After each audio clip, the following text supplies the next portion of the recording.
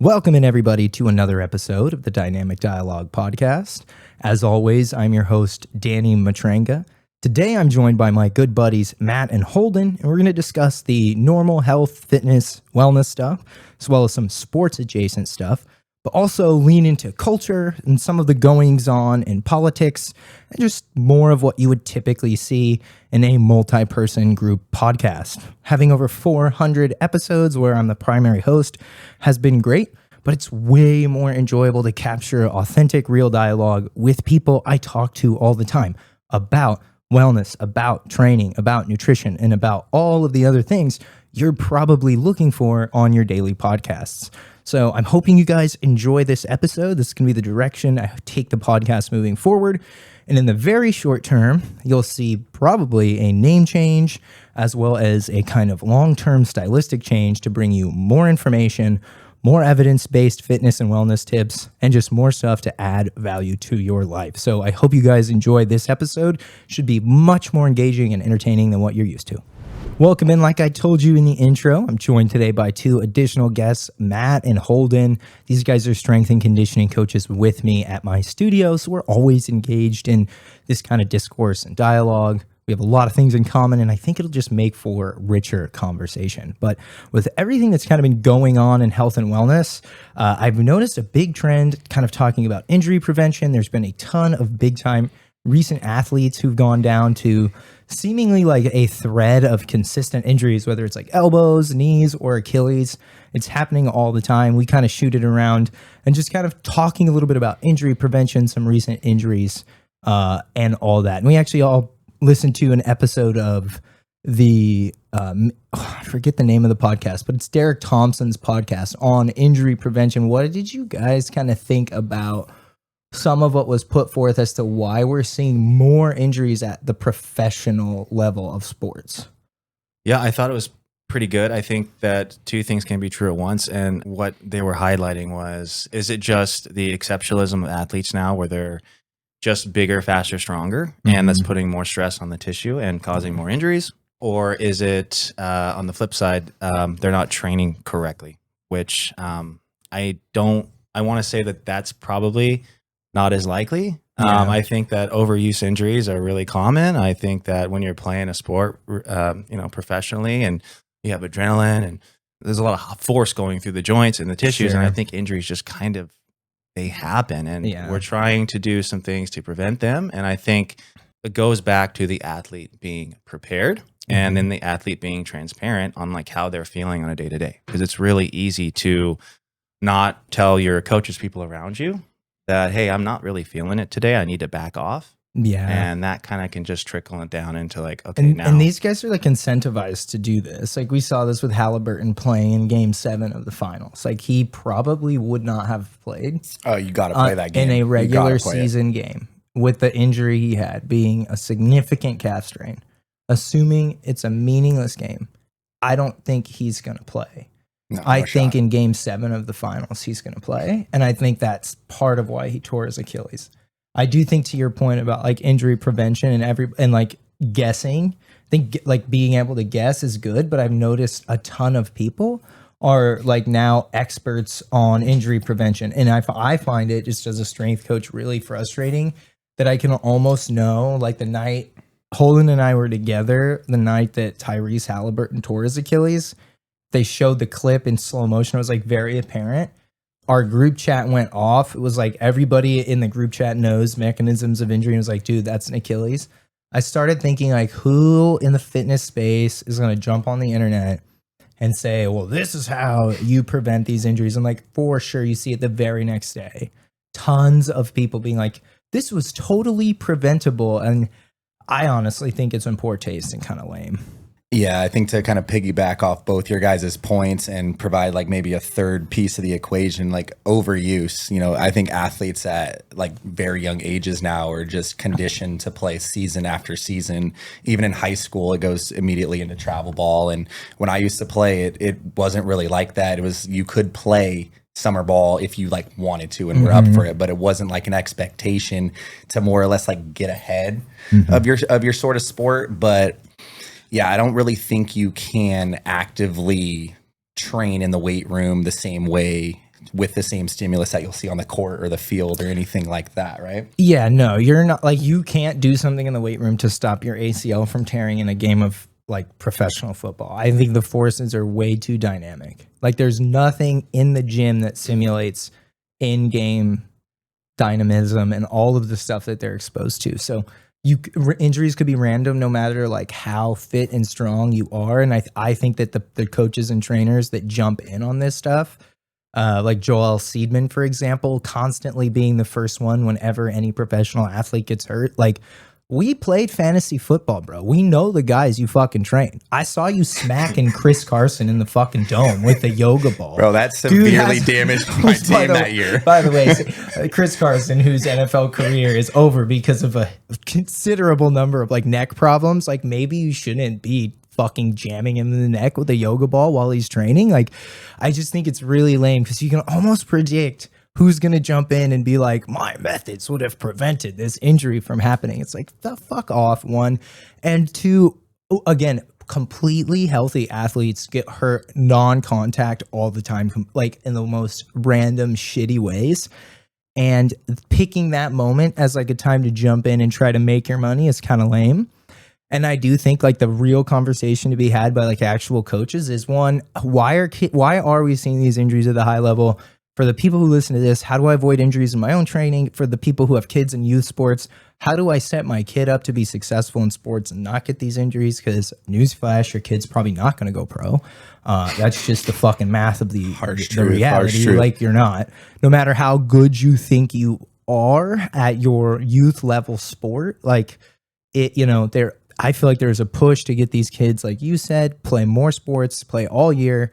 Don't like specialize early. And I'm kind of anti-specialization. I have a 9-month-old. Holden has 2 kids that are younger.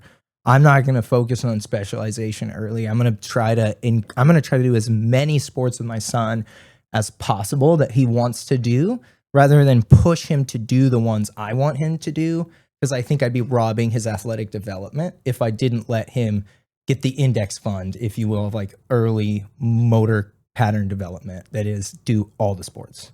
Right. Yeah, like he's already a multi-sport athlete. He's 3.5. He's playing golf. He's playing baseball. I took him to the golf range the other day for the first time. It was hilarious watching him just hit the ground like 20 times in a row. Nice. Actually, not get that frustrated. I was proud of the guy. And then he's just hit some seeds with his little baby driver I got him. It's the best thing ever. It gives me an excuse to go play more golf. Yeah. And I told him the other day, because he was throwing the biggest fit when we left. And I'm like, dude, the worst thing about golf is being finished with golf. Oh. Right? It might take 3 to 5 hours, but when you're done, you're like, damn, I want to do that again. And you're going to run into that, buddy. But I want to go back to Halliburton's injury and people on the internet who say he should have trained like this or that. You don't know how he trains. You really saw one video of one guy who trained him once. Saw him on a Bosu ball doing a probably suboptimal exercise. One time. That was probably for one time. Social media. The guy who trains him for the Pacers professionally is probably better at his job than you are. Guaranteed. Just saying. Guaranteed. Just saying. Like, guaranteed. They have a team, not just a trainer. There's therapists. There's all the resources. Every fucking resource everything. imaginable. They do like 10 different things all the time. They're doing everything they can to prevent it with the latest science and the latest methods. And again, it's usually multifactorial. Injuries are not just like, oh, he trained like shit. Maybe he's been like sleeping like shit. Maybe he's played more than he's ever played in his life. You know, literally all of that is true of Halliburton's injury. There is no way he played more basketball in a year than he did in the year they went to Game 7 of the finals. That's a lot. That's literally the maximum number of basketball you could possibly play. The maximum number of games you could have possibly played to get there in the longest season in sports. Like the NBA season is fucking insanely long. Like they literally need to do something about the playoffs. Yeah, NBA playoffs are busted. Right. I used to be a little kind of pissy about the whole load management thing. You know, people pay money to go watch these players, but like you realize like the drag that the season has being as physical as it is, and it's a little bit more understandable to me now. And like obviously, you know, you see these devastating Achilles injuries, and you know they're not just missing the rest of this season, but they're gone next year too. Yeah, Halliburton won't play at all next year because he got hurt at the worst possible time. And I think if they didn't go into finals, Halliburton's Achilles would be just fine, obviously. Yeah. Yep. But that calf injury, like you said before, Danny, it led to Yeah, I have to think it maybe led to the Achilles strain, or the Achilles. It wasn't a strain; it was a complete rupture. Yeah, that is a very reasonable thing to see. To watch Game 7 of the NBA Finals as a strength and conditioning coach and go, okay, Tyrese Halliburton has a calf injury going into the fucking final game of an extremely long season. He's probably fatigued. He's probably stressed. It's Game 7 of the NBA Finals. The likelihood that the pre-existing injury led to the Achilles strain is absolutely the most likely highest possible outcome. That it was some stupid exercise that some jamoke of a coach knows that he wasn't doing is so fucking dumb. I hate seeing that the next day. Oh, if he did my program, that wouldn't happen. The fuck it wouldn't. The fuck it wouldn't. The tissue failed because the literal muscle attached to the Achilles is very much not functioning well. Like, it's just, I always see that and think it's corny. But I do think Halliburton, his injury, the Achilles, is becoming increasingly common. It happened all throughout the NBA playoffs. Matt was telling me, who was it? Who else? Jason Tatum, Damian Lillard. I mean, two guys, those dudes are all-stars, and like you love to root for those type of guys, but to see them out another year. 3 top 25 players all going out in the playoffs, probably all missing 2025. All of them. Or 26. Yeah, I don't think any of them will play next year. That's bad for the league. Speaking of bad for leagues, these guys both are baseball guys, so they'll be able to take this conversation a lot further than I will. But I'm kind of the belief that the like hardest sport on any ligament is like baseball's pitching taking a toll on the elbow ligaments. Like, it seems like half of the best pitchers in all of baseball are missing time because of these elbow injuries, and it's happening constantly. Right. Like, this was yearly. If you listening to the Source podcast for this discussion, that was the most talked about injury, these elbow ligament injuries that these pitchers face. These are happening all the time in baseball. The average miles per hour that these guys throw is higher. They're throwing more. From 88 to 89 miles per hour, just a few years or maybe 10 years ago, to now the average fastball is 96 miles. Yeah, okay. So that's insane. That is insane. That's insane. Okay, good question.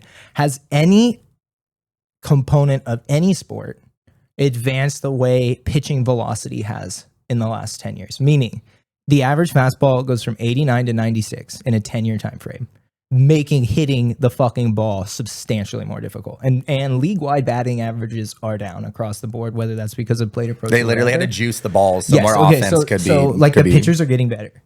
Just before we pivot into, like, elbow injuries, I think this is an interesting one. Has any other element of any other pro sport advanced that much in the last 10 years? I actually have a few, like, kind of interesting ones that I can think of.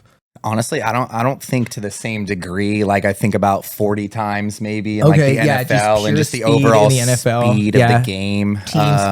Team speed. I feel like basketball maybe with like leaping ability. I feel like there's monster posters you see like day in and day out in these NBA games. So I get what you guys are I'm sure you're thinking pure physicality. Mm-hmm. I'm thinking like the pure miles per hour outcome increases in velocity has made hitting markedly harder. And like like, I feel like in basketball, so many more guys can hit the three. Totally. Like, the number of dudes who pitch 96 now is very high. Now the number of dudes who shoot 38% or higher from three is hella high. Right. And that is a fucking game changer. Like, in the NFL, 3 points worth more than 2. Yeah, but in the NFL, if you get 5 yards of carry, you are an elite running back.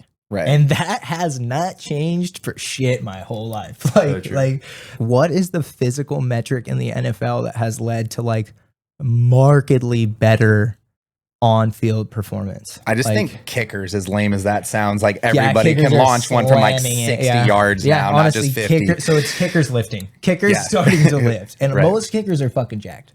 The Rams kicker squats 700 fucking pounds, which is honestly okay. This says a lot about how people train. If you are trying to get strong, and a guy whose professional job is punting, like, we can just assume he's still an elite athlete, but he's able to squat 750 pounds, which is like a high level power lifter squat. That's insane. And be a professional punter, probably because he does like the perfect balance of training between the two. Right. And like, I'm just thinking about how many people would kill for a 750 pound squat, but they have just like a dog shit program. And I do think just like kickers and punters being more jacked is like, that is very present, but nothing in sports has changed like pitching in the last 10 years. Not at all. I could go to golf on this. Fuck, golf is Now, so here's the true. thing too.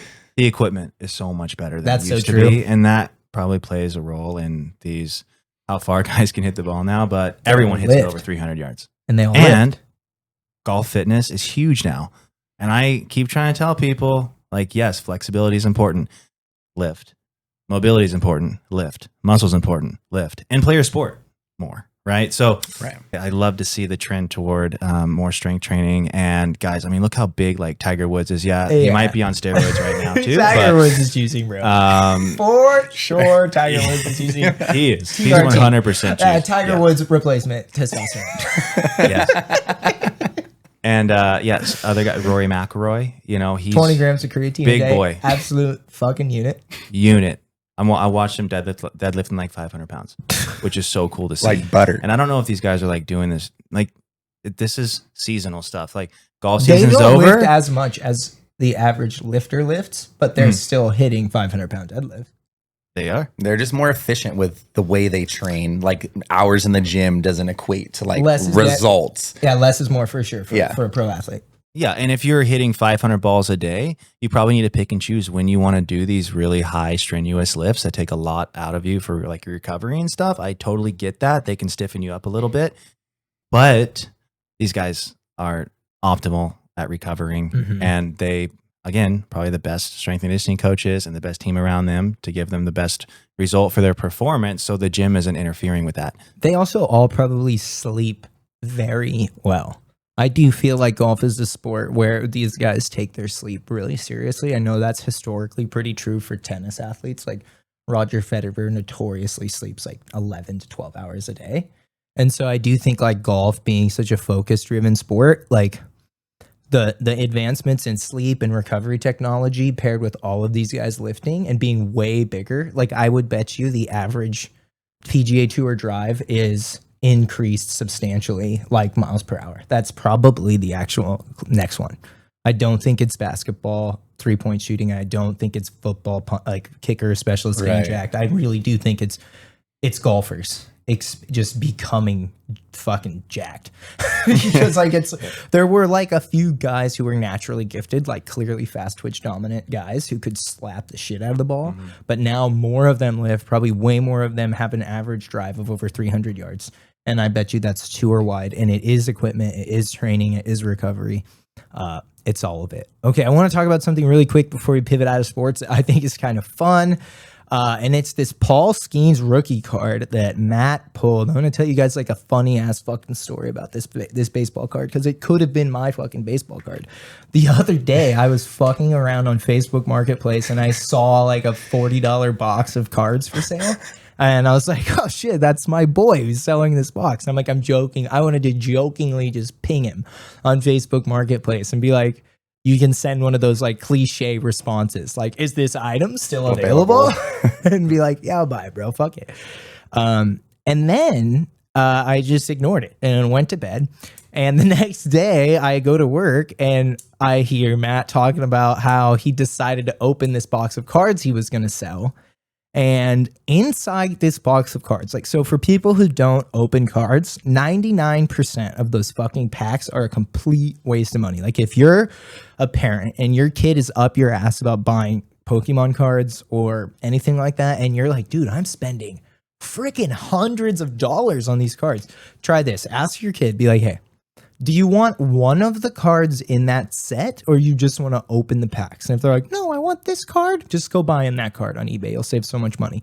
Opening the packs is like very difficult. Like I would equate, crack, man. It's crack. It's definitely a drug.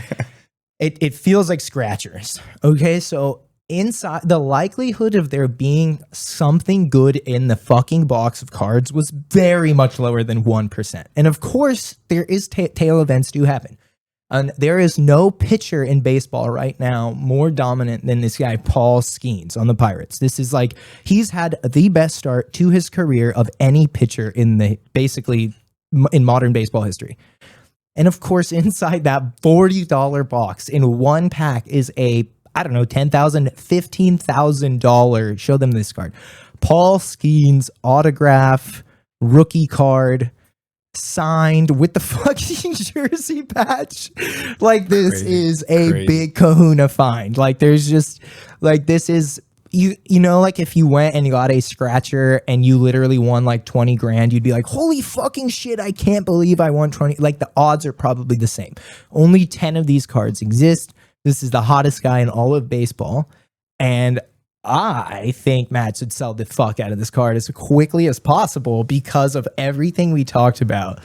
And I don't know how you guys feel about it. Well, I mean, Keep it, dude. Yeah, I'm kind of that like I go fuck. back Don't and you forth sell like that every card. day. Oh, So shit. I'll watch a bunch of YouTube videos about like people opening the exact product that I did, and I've probably logged a few hours in at this point of watching these packs. And being no one's opened one. And I have seen one Paul Skeens card, but it was an auto. It didn't have the jersey patch on it, and it was not out of 10. Like 10 meaning they only made 10 of these. It was I think out of like 25.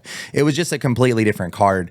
So I'm still trying to figure out like what I actually have on my hands here, but I know I feel this to be true. And Paul Skeens, I believe, is a generational talent. That is as you undeniable. said, like best start to the career, definitely the best ERA I've seen through the first 44 career starts. Saw that the other day, and I just think he can really keep this going. Okay. And even injury based, young enough, could easily bounce back. The repair for Tommy John, which is obviously the kryptonite of any pitcher, isn't what it used to be. But point being is, I think to hold in your point, I think I'm going to at least hold on to this. Okay, shit. Okay. If I had the for a card, little, I would sell a it. little while. Okay, wait. no, no, no. Personally. Whoa. This is I great. just think this thing he appreciates says in keep value. it, then he says sell it. You say I'm withholding. I want to keep it. I'm sell it all the way.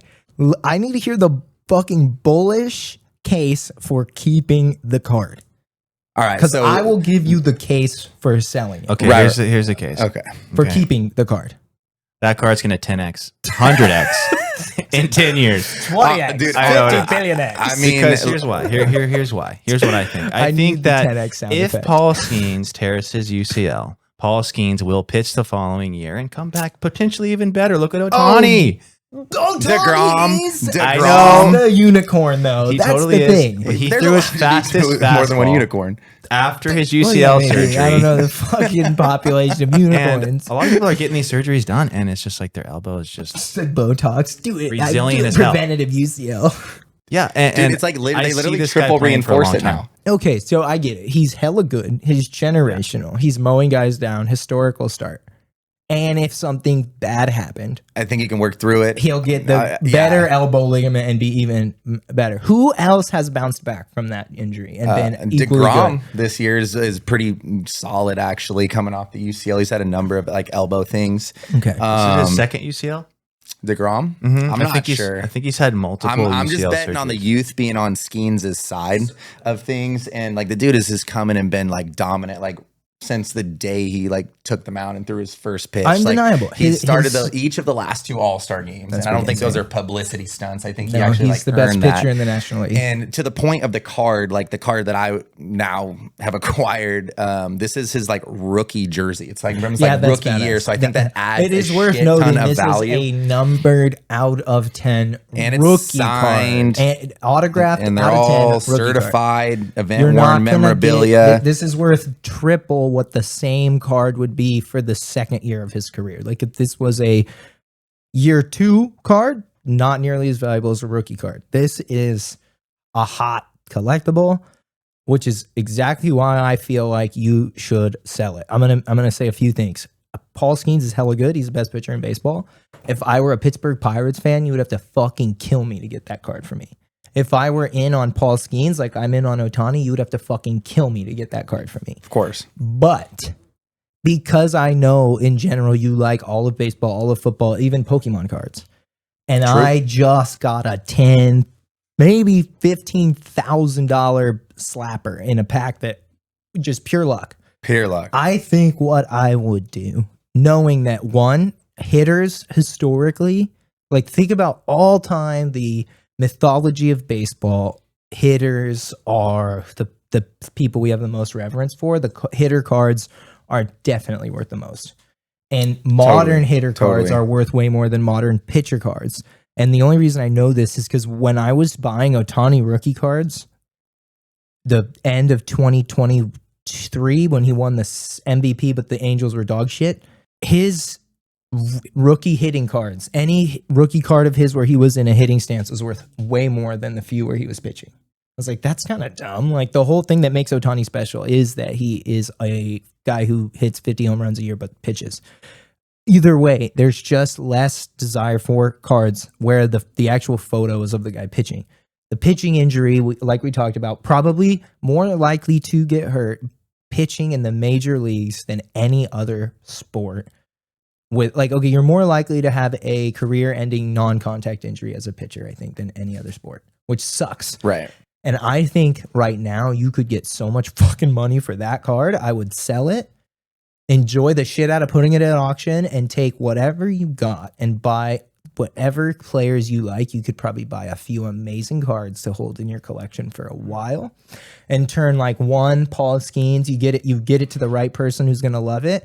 You could turn that into like 4 to 6 really spectacular, like $1,000 plus cards for guys you totally love that might hold value longer because maybe they are hitter cards. That's very, very possible. Maybe you're like, dude, I am all in on Cam Ward. Like I'm in on Cam Ward and or like whoever it is. Yeah, like no, maybe it's an NFL rookie, but you're just like, I'm in on them. Or Jaden Daniels. Like I'm turning this into Jaden Daniels. Like it's a weird situation where you can trade something that's worth a ton overall for something that's like special to you or the Pokemon cards, whatever. I just think you like, because of the volatility of pitching and because of how much that's worth, I would sell it.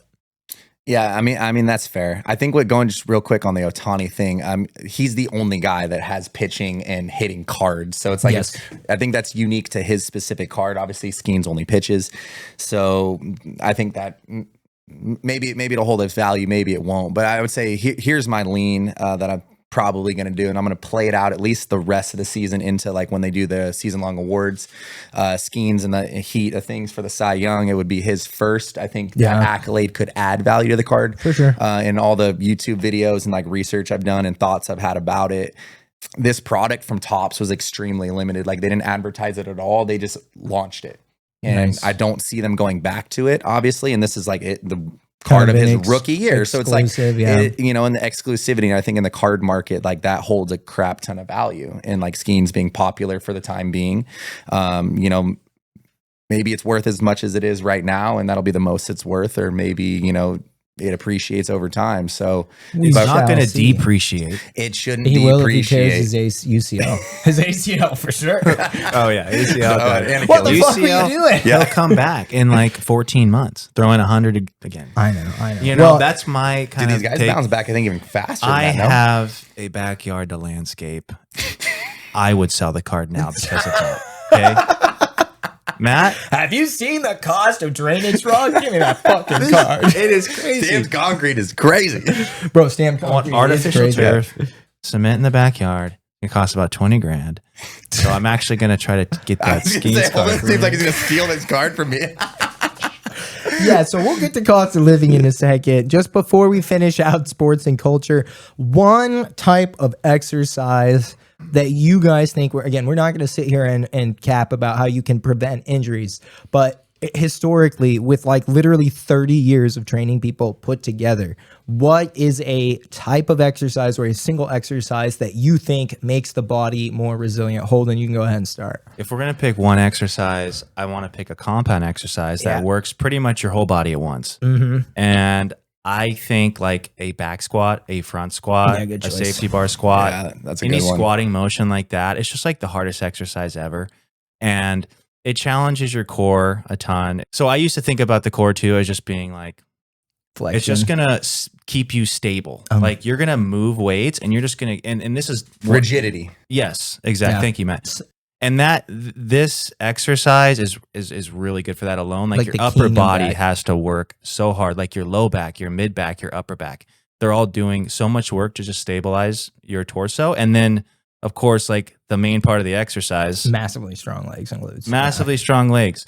And like you're basically hitting every muscle in your lower body. You might not be getting a ton of like hamstring out of it, but there's another exercise for that, which you guys will mention later. Mine's But actually super quads, glutes, adductors. The front rack position is really hard to Yeah, you know if you're to doing a get front good at. squat, that's gonna kill Right. upper back too. There's a certain type of client for this. Like when I'm talking about who I train and the demographic of people I train, a lot of my clients struggle with that front rack position. They struggle with a barbell on their back. Yep. And the safety bar is like 70 pounds and it's enormous. So I like to go to some split squats and stuff too. Squatting motions, I think they're great. Yeah, I'm with you there. Matt, what do you have as far as like a type of exercise that you think just generally makes more resilient humans? Yeah, I'm with Holden on the compound movement, and I'm also going to go with the lower body. I just think lunging, Yeah. It's unilateral in nature. It can help work on any sort of muscle imbalances that may be present. You can work with all kinds of different ranges of motion, different ways to load it. That also involves the upper body, just like Holden was saying with the squats.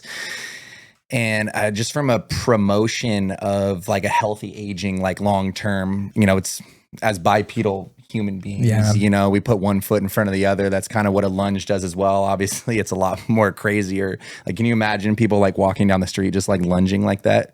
Most people can't. Right. So I just think being able to like obviously navigate things like a curb and steps and ramps and things of that nature as the aging process goes on. So if you're somebody who, struggles with that, I think doing some lunging with whatever modification is needed can really benefit you going forward. I'm kind of with both of you. I'm also going compound. I'm also going lower body. I went RDL.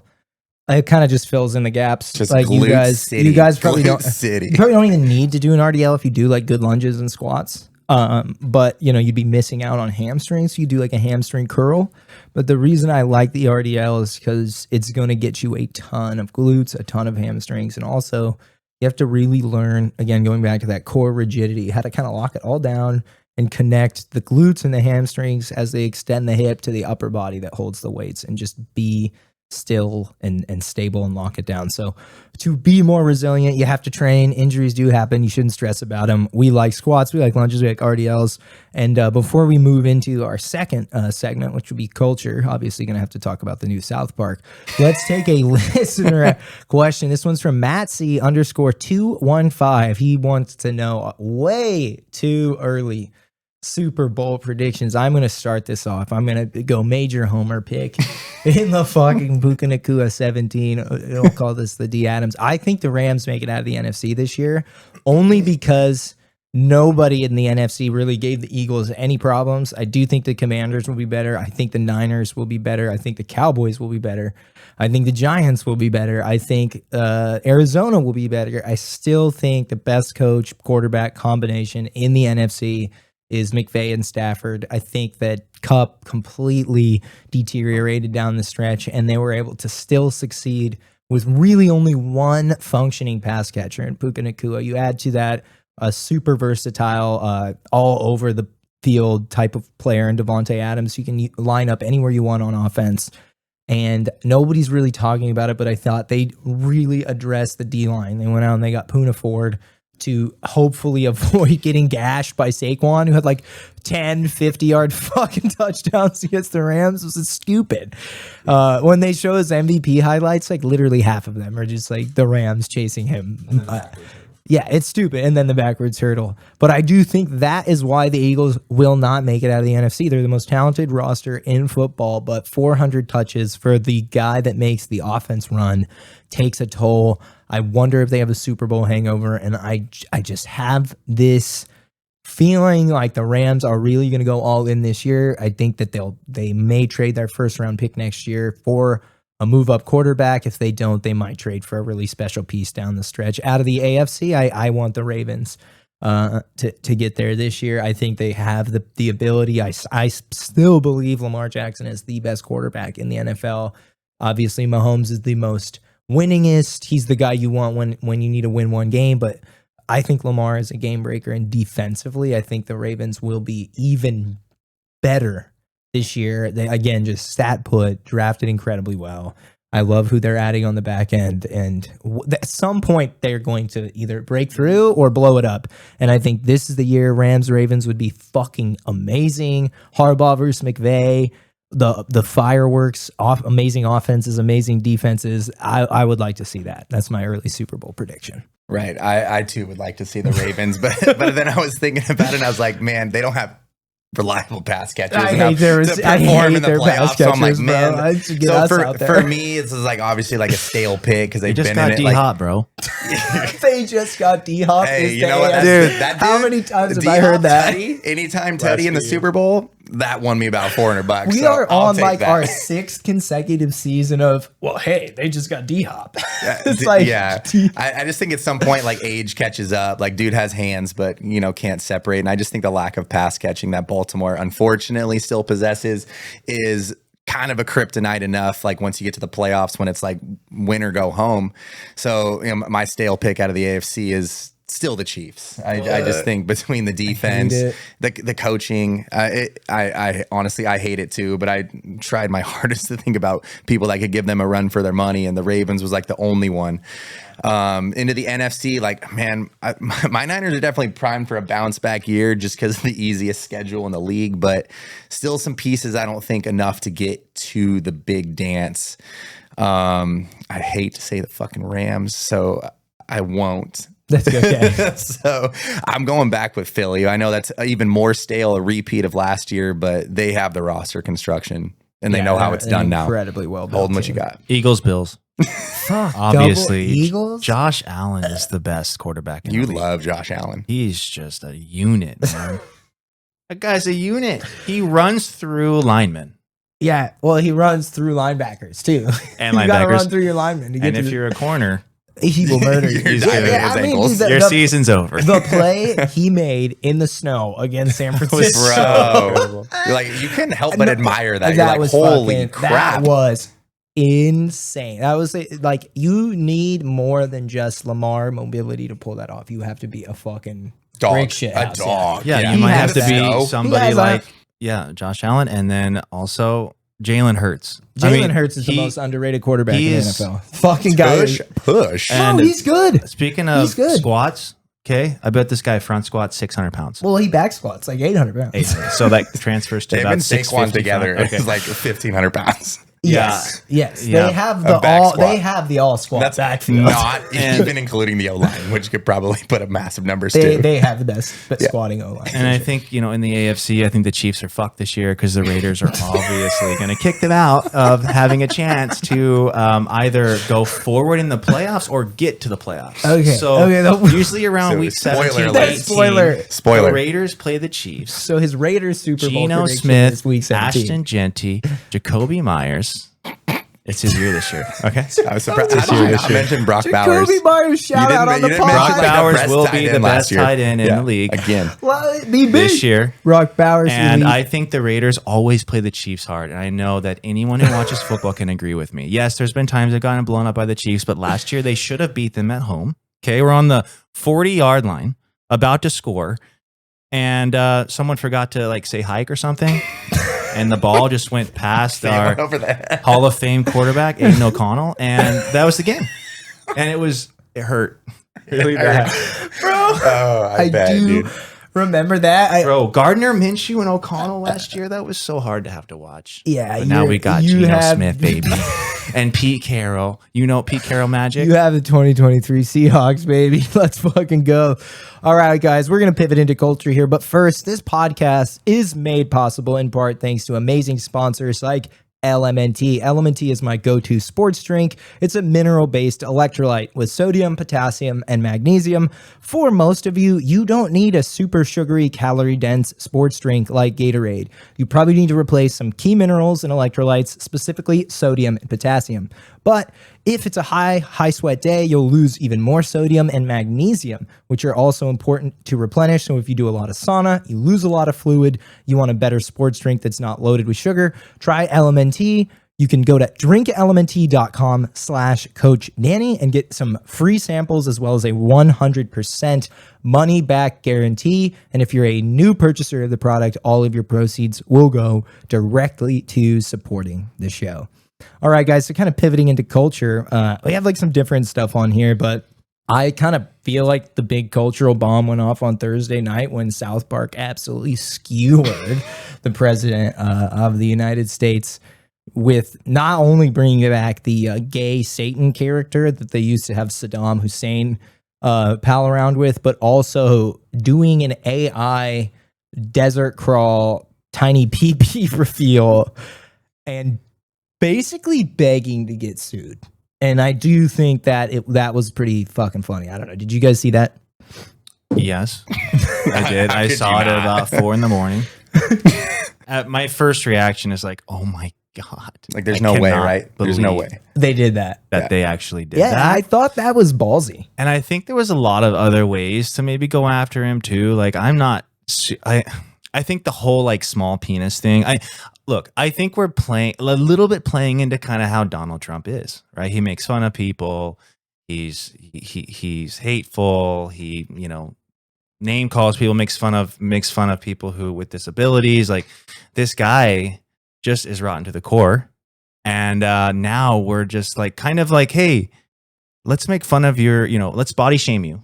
Yeah. Right, in a way. And like, I know that's like my totally like liberal side of me coming out. He thinks he looks like you, Holden. 6'3", 225. Like, come on. there is... Okay, I respect the part of you that says it is beneath us culturally to body shame a 79-year-old man. Yeah. It is like objectively kind of... Very fair point. Yeah.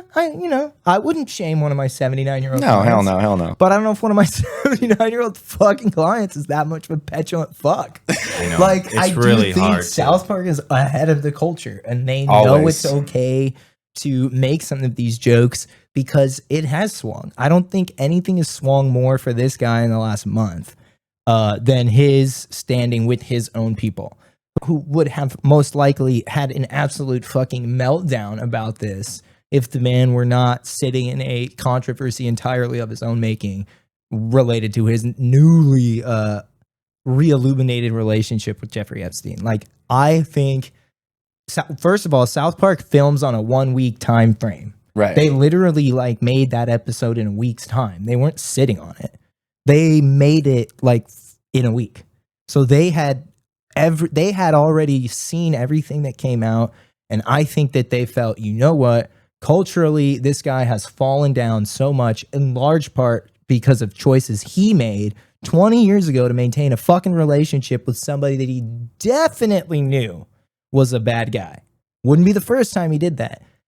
I think it's fair game. Even if the tiny PP body shaming thing is like objectively lame and not helpful and doesn't move the narrative forward. And I get it, it's South Park, right? And Yes. they've been doing this forever. 27 seasons. Like, yeah. You can't. But there's so much more with this fucking guy that you could go after, Yeah. I mean, they did hey, there's 49 more. Like, they did explicitly. There's 49 more. Point out that like the whole point of the episode was he's litigious. He sues everybody because he likes to, and then as part of their settlement, he sued the town. Right. In the first episode. So as part of their settlement, they had to give him like $3 million and make a bunch of pro-Trump media, right, which is their dig at their parent company, Paramount, who fucking sold out. They gave him $16 million because they edited the Kamala Harris interview. Right. Which is crazy if you think about it, because every 60 minutes interview has been edited to fit inside of 43 minutes plus commercials. Right. So if they really just wanted to give him 16 million so they could push this merger through. And I think the guys at South Park are like, who cares if we get fired, man? We're working for a freaking baloney, phony ass network. And if we get booted 27 seasons in because we went further than we've ever gone, we're going out on top. I kind of like it. I think this is one of those like they're ahead of the culture moments. We'll see when we check in, like what happens and where we're at in a few weeks. I don't know if the guy wiggles out of this one, but I mean, you got the classic kind of digs back at South Park, 4th-rate show. Like, nobody watches it. I mean, less people watch it than before, but more people watch that one than anyone in a long time. That's the magic of social media, right? Like, that's where I first saw it too, and it was like holding, like you said, like 4 a.m. when I got up. I go, there's no way they did this. Yeah, I thought it was fake. Yeah. I thought it was like a deep fake. I had to physically go to Paramount Plus, which I've probably opened one fucking time, So which you're again paying like shows you $300 like per year. no, on a it's like subscription it's you like don't use. $2.99 a month because I get 40 ads every time I watch something. But My question is like, why did they wait so long? Did they have to wait for him to like try to hide cross being the a sex Rubicon. trafficker from American people to actually be like, you know what? This is actually enough. Well, I mean, their seasons only run like so long. They're not like year long. Yeah, or it was anything. due So to it's like it was start their when it premiere. started. So I think the timing is just coincidental. They must have been Yeah, like, I don't think it wow, was- how yeah, like the fortuitous that you have your like- most like rapid tumble from grace Right with now. your own supporters. I also think it's important to note that like in the conservative media ecosystem, you see a lot of people using the Cartman kick the Mexicans out of the water park meme as like they thought South Park was this right wing woke is stupid show. And like for everybody has their frustrations with woke. Nobody's gonna fucking defend the corny ass elements of woke. But South Park is definitely a gently left of center show. And if you watched it when we were kids, they took unbelievable amounts of shots at Dick Cheney and George Bush. And like the guys who were taking shots at Dick Cheney and George Bush in 1996 to 2000, and like that show was on in the 1990s. So Right. it was literally on when George Bush was campaigning for president. They were taking shots. They were left of center then. I think they're gently left of center now, but I think they have the stones to jump in because the culture is turning on him. A lot of this guy's own supporters are turning on him because this singular issue was the thing that made them the most compelled to support him to begin with. They felt like he's going to show us who the bad people in Washington are. Absolutely. Okay, well, he didn't. And he might be one of the bad people in Washington. But we'll move on from that to talk about Maha, which I think might be a little bit more impactful, given that you guys probably don't care too much for our policy takes or our culture war takes. You should. But we'll definitely talk about Maha, which is making America healthy again. It's kind of a surrogate movement of MAGA, but it is kind of the RFK spearheaded effort to get certain ingredients out of the food. Overall, though, I feel like it's just kind of a complete, absolute. I think it's like a total farce. What I have for you later is actually all about this. Yeah, I mean it's been kind of like hard to follow because it's like with the whole administration at times it's like head scratching. You're like It's fast, and there's no way that this is a thing, right? Like there's insane amount of data that says that's completely false, and we're just kind of ignoring it for I don't even know. Sometimes it just feels like a straight up power trip, like just because I can, here it is. I just feel like a lot of what I'm seeing people celebrate as these big accomplishments for this Making America Healthy Again movement, like we are getting extremely excited about the removal of artificial food dyes and extremely excited about the swap of seed oil for beef tallow at like individual restaurants and individual corporations at the discretion of the corporation. Right. None of this is legislative.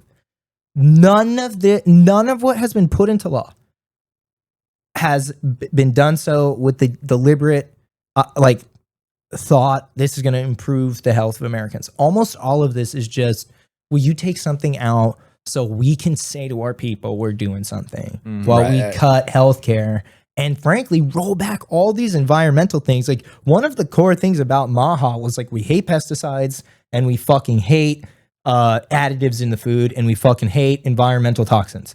Toxins this, toxin that, endocrine disruption this, endocrine disruption that, PFAs, forever chemicals, endocrine disruptors. You've heard all of that shit. And it's like, okay, the corporations, wink, wink, nod, nod, we're going to take it out and make ice cream healthy.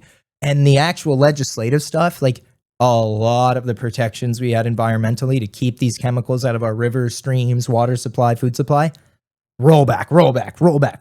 And I don't hear a fucking peep from any of those people about the legislative stuff. Only the performative corporation crap. Mm-hmm. I don't hear a peep about the $800 million cut for kids' school lunches either. You know, like I don't know why we're not kid's talking lunch about should be free. But like, kids' lunch should be free, and every kid's lunch should it's have. not unreasonable. It's like $5 a day per student, which we could absolutely afford. And that program that you're talking about, $770 million. for schools to buy healthy food. Here's the kicker. They got to fucking buy the food from the farms in the district. Right. So that was not only good for the economy, it was also like quite literally building a local supply chain to get healthy, locally sourced food to kids. What does that sound like? That sounds like a lot of like what fucking Maha told people they were going to get. Mm-hmm. But we're going to cut that program. That was the closest thing we had to an actual program to get healthy food into kids' bodies. Well, we're talking about saying things like save the children, running off of, hey, your child is going to be going to be healthier, going to be safer if we don't elect this crazy radical leftist, Radical Marxist woman. We got the exact opposite. So I know a lot of my friends and family talk about, well, two in particular, talk about their kids' lunches being crap. Just like, oh, I don't like that my kid just like they have crap food in their schools and they're not doing anything about it. Well, yeah, we need to have more access to fruits and vegetables and whole grains like we did when Michelle Obama that messaging was completely rejected by these same people. It was 10 years completely ago. rejected, completely rolled back. And now we're going to make the whole grains 50%. We're going to take away some fruits and vegetables. We're just going to add like more brown stuff, like stuff that kids are actually going to like eat more of and in turn be more obesogenic. And all while saying, hey, you know what? We're doing something good for everybody because we're taking these ingredients out that, red 40 seed oils, right? We're taking these ingredients out and they're not even taking seed oils out yet, which would actually they change. Are not taking out anything. No. That's the kicker. No law has been passed that makes it the case that any corporation has to take anything out of their products. They have made agreements to phase things out by certain dates. Yeah. So it's all fluff. It's a lot of fluff. Yeah, and it's not changing. It's not changing. It's not going to move the needle much because calories matter. I think it makes it worse. It does make it worse. I think telling people, well, I don't want to get ahead because this is one of the things I'm going to close with. But I think we're going to be we're starting to let Maha put a health halo on this in the corporate entities that have been selling you fucking dog shit food for a long fucking time, by the way.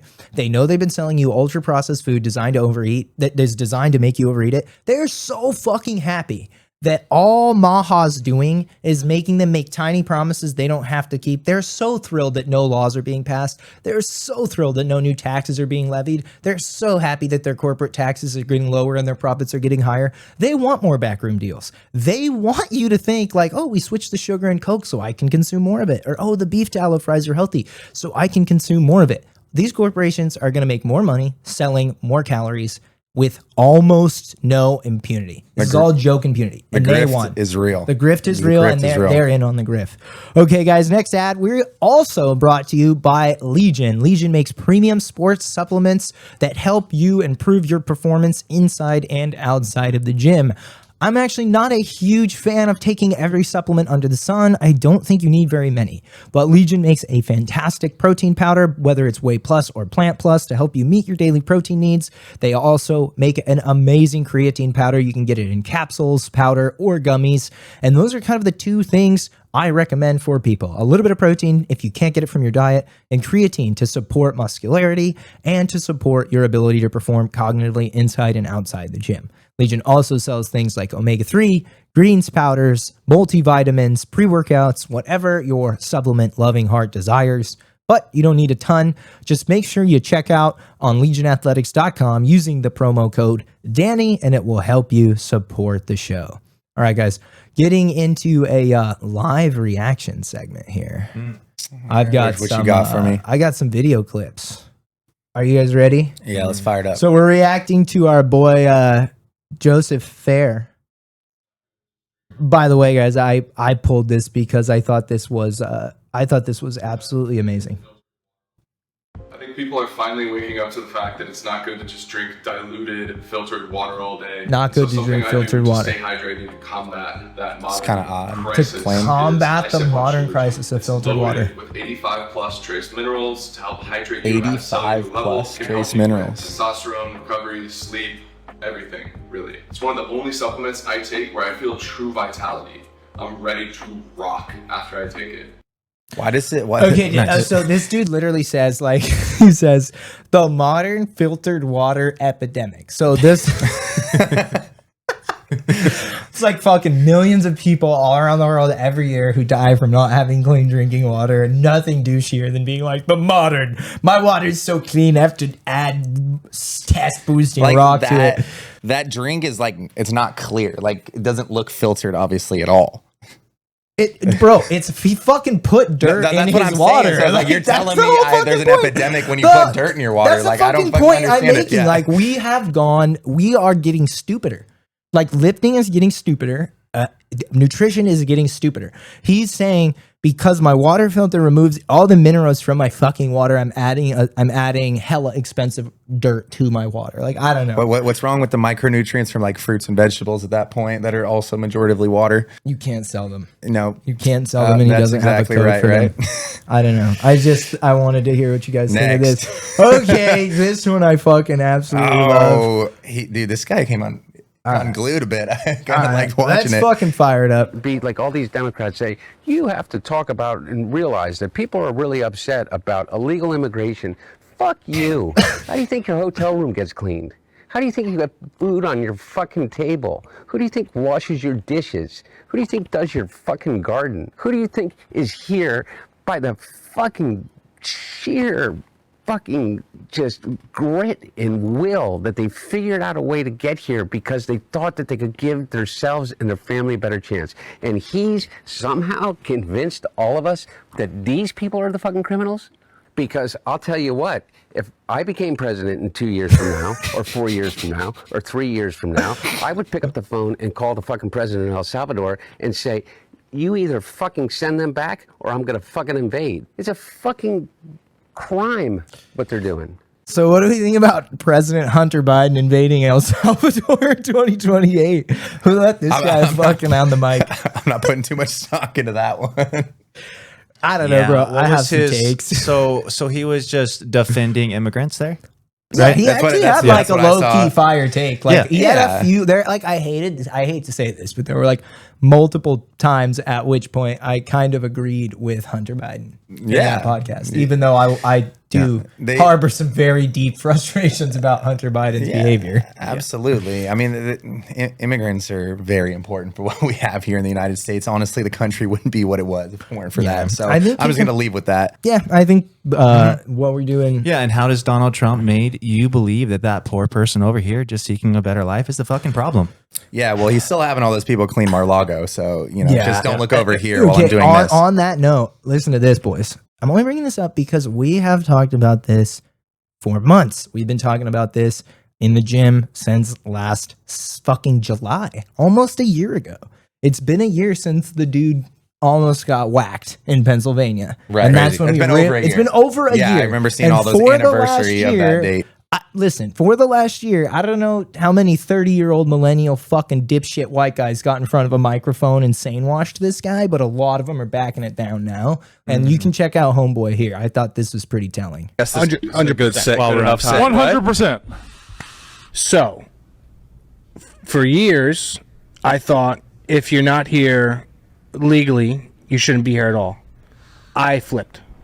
I think the people who are working, the people who are paying taxes, those people should be able to stay. Okay. And the other people who are doing bad things, we need to find those people and what get a them concept. out. Okay. Unbelievable. Seems well reasoned. Yeah. Good job, Totally dude. flipped. You know why my thoughts switched on immigration? Wow. I was talking to my girlfriend in bed one night, and she knows I'm a little right. Little pillow talk. She knows Just that. a little and she was like, just talking. She's like, can we talk? I was like, yeah, sure. She's like, this is fucked up. I'm like, what's up? Talk to me.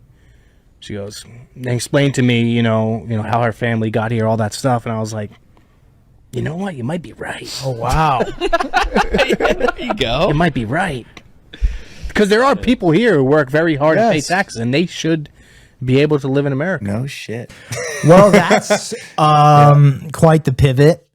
And while I wouldn't call it necessarily profound, I'd say I'm seeing a fucking hell of a lot more of it because I think that I like to see that. I like to see that. Yeah, more like and more of that flip. it's so easy to just shred homeboy up, but like I do think a big reason he got to the point at the end of the day, like however long it might have taken. Very he got promising. to it. I think you're going to see this a lot more because Donald Trump ran on getting out the worst of the criminals and the rapists and all these people.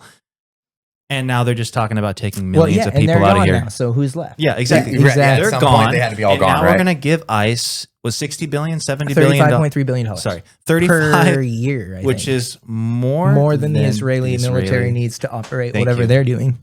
Holding with the so we stats can today. build these detention camps and we can put more, quite frankly, I want to say innocent people because when you do come over here, you do have basic fucking human rights. And in America, you should, right? Yeah, I mean, they're not guilty of being rapists or murderers. They're probably guilty of overstaying a visa or they've had their TPS revoked because the Trump administration revoked it. So they could fill these camps up with people and be like, look, we're doing what you wanted.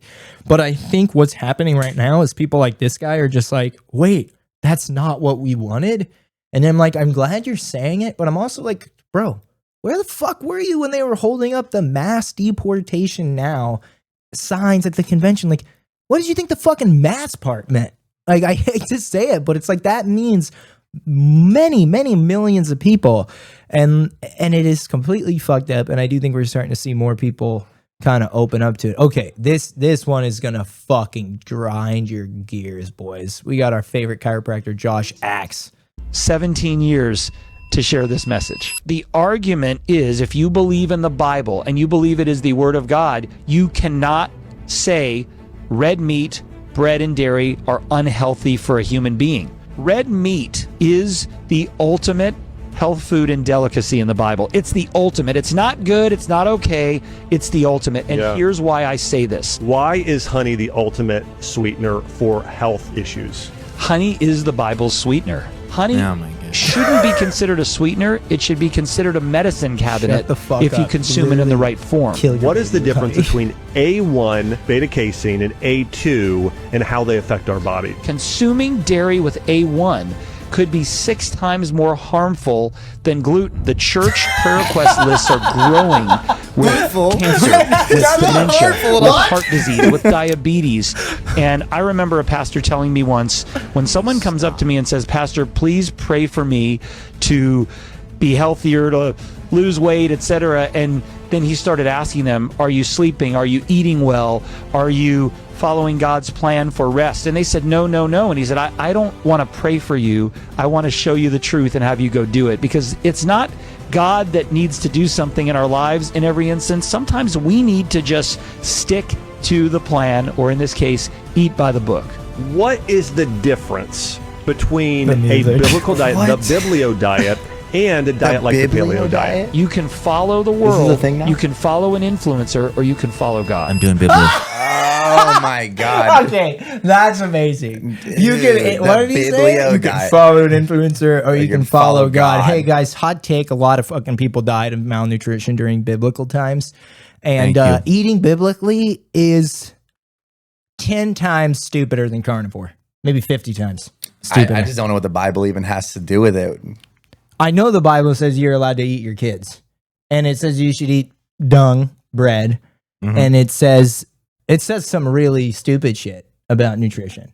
But I know it also says you should eat honey and red meat, which is like every carnivore's favorite fucking thing in the world. And that is like the ultimate head scratcher of a video. I have just lack of words. Can we for just stop response. getting having chiropractors and not giving us nutrition advice? Like, I'm not saying Like, that stay all in your lane. chiropractors don't know what they're talking some of about. them I'm probably sure give great nutrition advice. some of them probably give great nutrition advice. because they You're give not gonna- horrible rehab advice. Yeah, they can't do both. Let me It's tell hard you. to do two things you're not qualified for at the same time. But yeah, let's get some people on there who actually have some education or who actually listen to some experts who have, who are well, he does dietetics. listen to experts. God. He listens to God. Yeah, I know. He is that's tough. citing the 2,000-year-old study that is the Bible. Yeah, well, the Bible's been written The over and Bible's over been again. debunked, boy. Okay. That just felt like one And of those it's- instances. And if you want to find something, you're going to find it. Me be like, you see All what right. you're Oh, going I through. love You this voted for one. this. I'm like, I voted for none of this. Oh, He's doing the exact opposite of everything I voted for. It amazes me people can be this dumb. I want him to shrink spending, reduce the budget. He's increasing it. It's like everything that he said I didn't know he's this gonna guy was a do, liar. except sending immigrants back. And now he's even flip-flopped on that, which I kind of like. But he's like, oh, well, we kind of need the people working in restaurants, and we need our farmers. It's like everything that he said that he was going to do that he campaigned. Well, he said really to hard us, which was important, and I thought it was good. You pressed him on it. Well, you got to start with the criminals in terms of deporting. I don't even know if the criminals are getting sent back. I know there's a lot of people with green cards getting sent back. There's people who aren't criminals getting sent back. I don't know if you're sending back the criminals first. You're definitely not doing it first. I don't know if you're sending them back at all. Not the white ones. Nothing has happened. No. And you were more optimistic than I was because I judge him by his first four, and it was Mr. Drain the Swamp, Mr. Build the Wall, Mr. Like, he didn't do a lot of the stuff he promised in the first four, so why would anything I didn't. Mr. Release the Epstein files? Bro. Most of the shit they say. Mm-hmm. Listen, I don't think you're going to find somebody who is probably more pro-criminal than the guy who pardoned 1,500 criminals. Thank you. And who will basically greenlight whatever fucking Israel wants to do. I mean, that's not even bringing up like want to do it. The convictions in a court of law. No, it has either. nothing to do with his personal criminal convictions. It's literally just me saying, like, you can't think this guy is going to bring law and order by kicking out a bunch of criminals when before he even did any of that, he quite literally like let 1,500 people out of jail who assaulted a government building. Well, even to like look at that like from a logical standpoint, like the amount of oversight to only get the criminals out. Like how literally hard is that to do? It's like damn near impossible. Bro, but no, it's not that hard though to like be like, what person who we know came here illegally also committed a crime here? Let's start there. Like, they don't always get deported immediately upon. No, I don't know. not at I feel all. like there's just not enough of those people.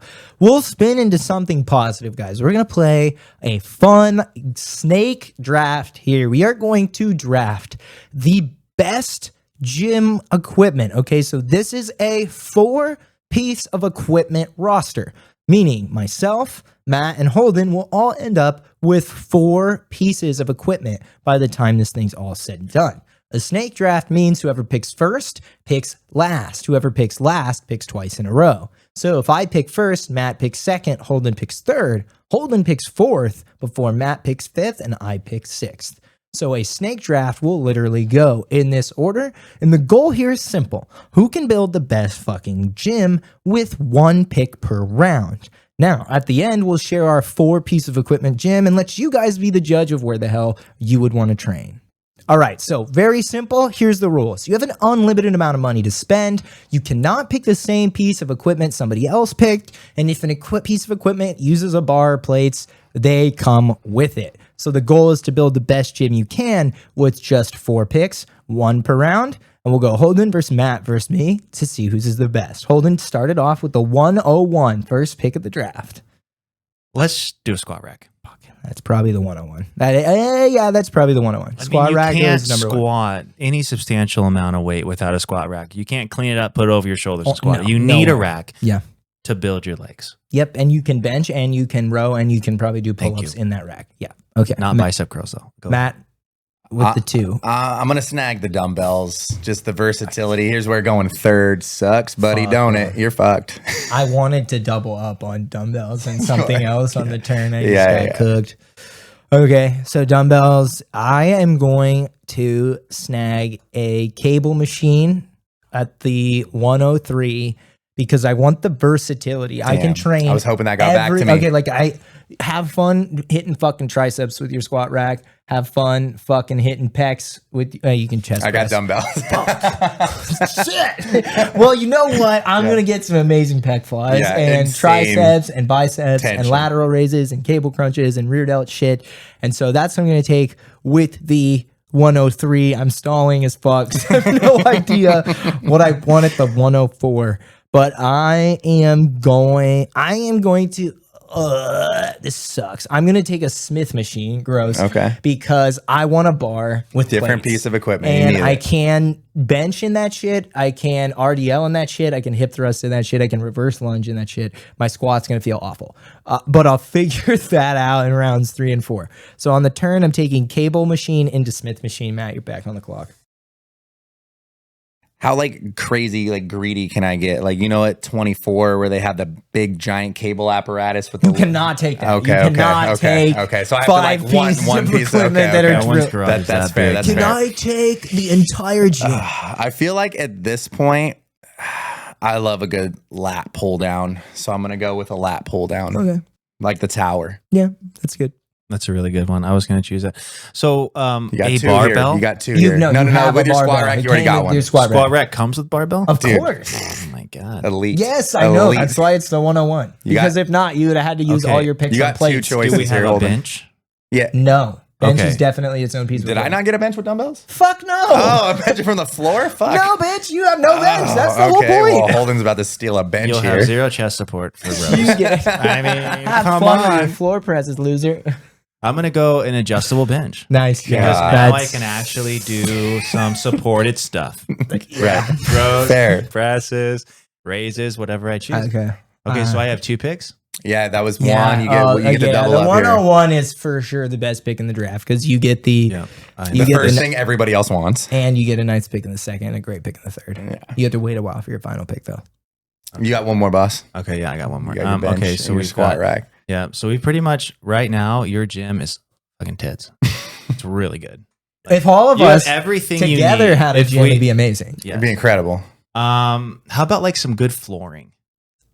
Because I think we should assume that the Please flooring is take in the place. flooring. Yeah. Yes, I want that. I've got everything I need now. That's insulting. Holden literally Bro's doesn't just want his reaching draft for a again. kicker. Yeah. He doesn't even care. Yeah. Fuck you. I have the This is fucking the squat kicker rack in the and a 7th round barbell. You equivalent. suck Yeah. Okay, ass. I think leg presses are cool. That's what I'm saying. Oh, Just there you fucking go, take Bob. whatever leg you press want. is sweet. Okay. Let's do leg press That was as well as the adjustable definitely bench. my solution to not being able to squat. Okay, yeah, that's solid. I'm gonna go with the hybrid machine that is the leg extension leg curl. Yeah. Because you're kind of cooked on training those with. I mean, I got the dumbbells. I can lunge. I What can was squat. your second piece? I had lat pull down, so I got Yeah, the upper body kind of you're- taken care of a little bit. Okay. And I have a cable machine, which is all upper body, and a Smith machine, which is a nice blend. But I don't really have anything. You got 2 here coming, buddy. I got it back to back, and I'm done here. So like I have to close it out strong, and I don't have. I'm gonna take kettlebells. Nice. I can swing those. I can squat those. I can lunge them similarly to the way I could Yeah, lunge. you can row 'em. Dumbbells. I can could row row 'em, them. yeah. I will mostly be using these for swings, for goblet squats, but mostly to load lunges. Like my leg training is going to be shit because you got the fucking squat rack and the leg press, you greedy fuck. And I need something. So I got hip extension on the Smith machine. I got hip extension with my kettlebell swings, and I can lunge those fuckers pretty good. Maybe even use them like laterals and curls and rows. Inefficient, but something similar to a dumbbell. Oh man, my last pick is going to be the assault bike because I Solid. would like to have some cardiovascular fitness, and I'm not unaware of the fact that you guys have skipped cardio up until this point. I And walk I my want dog. to put some fucking pressure on you in the last round to not go all bro. So just gonna let everybody know I am thinking about my cardiovascular health. I'm very, very surprised. I was like thinking about taking a piece of Only cardio when equipment. the camera's the on. only guy around me who has the hardest time doing fucking cardio. Well, I don't see I'm what you do. virtuous. I definitay like was thinking I should get a piece of cardio equipment, but then You I have was nothing like, to hit legs. Oh wait, yeah, you do. I have plenty to hit legs, but I'm kind of like squatting isn't the most friendly for me. Like the long limbs, but I still do it on a regular basis. And since Holden has a damn squat rack, And longer legs. I'm between a hack squat and a sled right now. Yeah. Oh, nice. Hack squat. I think I'm gonna take the hack squat. I was one of the ones I was thinking was Yeah. hack squat. But I was like, I would rather lunge with something, and if I take hack squat, I won't have anything like a kettlebell. The dumbbells took care of that for me, so I'll still be able to hit that, and I can isolate some hammies. So I have 2 picks right now. No, you have 1 pick. No, one. You've already best of 4. You picked back to back at the So fucking this is end. it. Squat rack and adjustable bench. This and what is was it. your other thing? He was, leg press. he was thinking he was gonna double. Oh pick. yeah, He only gets 1 you pick. cheating dog. I think the trade out of this pick. All right, dude. All of you guys' calves are going to be small because I'm getting the Fuck you, fucking bitch. calf raise. Damn, this boy went The calf raise. My legs Mr. are Irrelevant. gonna be absolutely jacked. The calf raise is irrelevant. No, Yeah, well, no, last pick of the draft, Mr. What are Irrelevant. you gonna Last pick of the rock? draft. Yeah. Last pick of the draft, Mr. Irrelevant for the calf raise. So calling calves irrelevant? the calf raise, Somebody who doesn't have any calves, in I my cannot humble opinion, make my face is say the that. best ankle mobility exercise out there. My ankles are stiff as hell. Number That's 1. true. Number 2, you can't load your calves up with really anything else besides like a Smith machine that Danny you already have. Yeah, I can do calf raises on the Smith machine. Yeah, you can. I'll find a way that'd on be the great. lat pull down, bro. That'd be great. Can't But pull other that. than that, like I'm not trying to do the single leg calf raise, hold the kettlebell thing. I just Yeah, don't really that like sucks. it that That much. sucks. It could work, but I think a calf raise, man, really blow up your calves. And standing calf raise, by the way. All right, guys. So that does it for the draft. I selected a cable machine. I selected kettlebells. I selected a Smith machine, and I selected an assault bike. I had a wide array of dumbbells, a lat pull down, a leg curl / leg extension hybrid isolation machine, and a hack squat.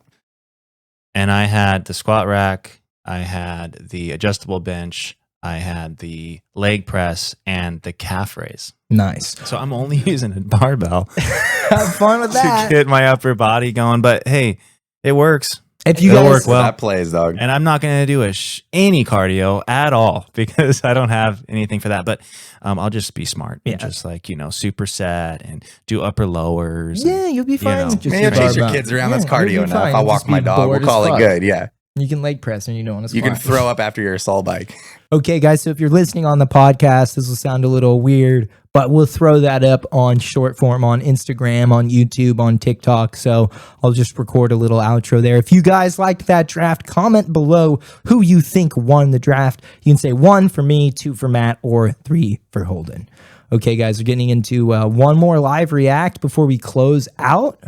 Oh, restricted video. Well, never mind. That video has been taken down probably because it was fucking crazy. I don't even remember what it was.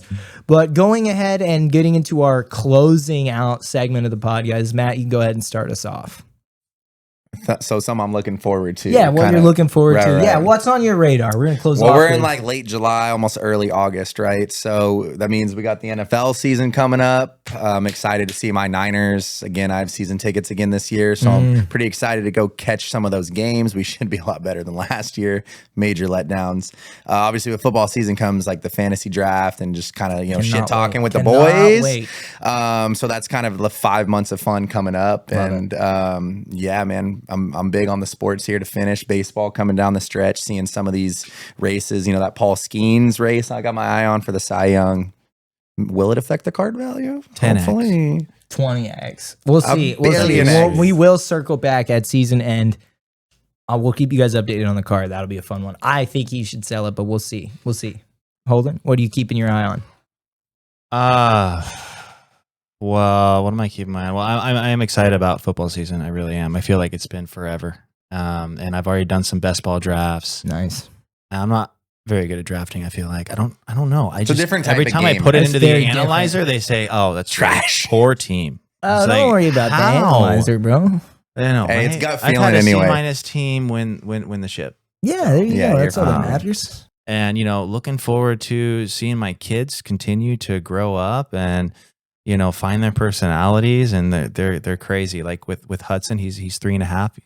He's my oldest, and just taking him out to the golf range, that was really cool. And he's addicted to golf, like his dad. So I'm really looking forward to getting out with him and kind of showing him the ropes a little bit, and just watching him, continue to do his thing and work with him. He's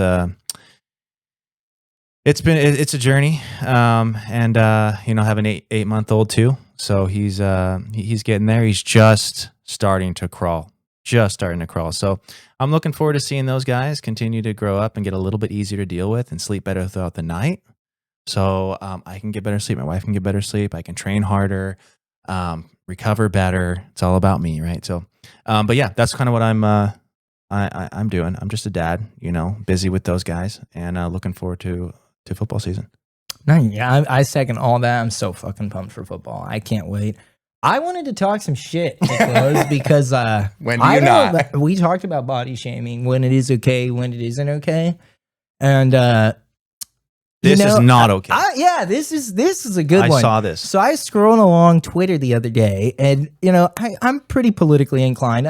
You're allowed to talk some shit. The landscape has changed. First Amendment, baby. But Mr. Congressman Randy Fine, Jewish representative from Florida, so I get it. You as a Jew, you gotta do what you gotta do. You gotta hold it down, brother. There's an active war going on between Israel and Hamas. I understand it, but we've got a sitting congressman advocating for the starvation of what are mostly just relatively non-terroristic people and children. So you've got a sitting U.S. congressman advocating for the starvation of kids while being so morbidly obese. This dude has clearly never fucking missed a meal in his life, and I am the last person to body shame someone when it comes to this. But it is so unbelievably tone deaf and not lost on me that the dude who's saying starve these people and I want these hostages back. Absolutely. But bro, do you know how fucking gross it looks that you get to sit here cashing your check? You're not even fucking working right now because your boss sent you home because he's on the fucking Epstein list. Just engorging yourself and relishing in the starvation of kids. It's wildly beneath the office of a U.S. congressman, Mr. Randy Fine. And I think it is just so unbelievably lame that you would relish in that. And so I'm going to call you out on it, Randy. I thought it's a pretty lame thing for a big old fat guy to do. But it's okay. Sometimes you got to take swings. I just thought that was so gross. But that does it for the pod, guys. I want to thank you all for listening. Way longer, way more enjoyable, way more topics covered. I mean, geez, we talked about fitness, wellness, and injury prevention longer than we normally talk for just one episode. So I hope you guys enjoy the pod. Again, it will be the Dynamic Dialogue podcast for a little while longer, but the goal is to transition into a new running pod that we're going to call the Progressive Overload Project, where we talk about things designed to help you improve your life in fitness and wellness, in parenting and personal growth and development, but also giving you a very real look into the culture, into politics, into sports through the lens of 30-year-old bros who definitely aren't like the majority of the bros you've heard on podcasts. So thank you guys all so much for tuning in. If you like the episode, here's how you help this show reach more people. Leave it a 5-star rating and review on Apple Podcasts as well as on Spotify. You can also find the show on YouTube in full video form, which is fantastic. Share it there as well. But hit subscribe, leave reviews, share it, help us grow and reach more people, and we will catch you on the next episode, episode 405.